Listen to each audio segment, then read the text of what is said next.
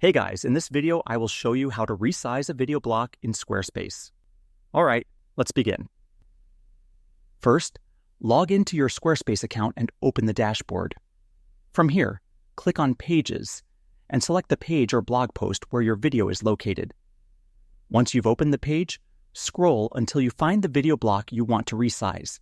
Hover over the video, and you'll see small corners appear around it.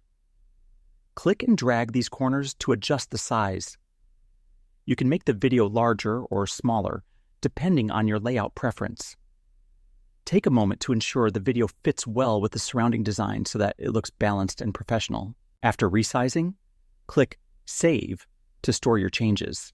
Then, make sure you also click Publish so that the updated video size is visible to your visitors. Skipping this step will keep the changes hidden from your audience. With these simple steps, you can quickly resize videos in Squarespace and create a polished look for your site. So that's basically how you can resize a video block in Squarespace. That's it for this video. Thanks.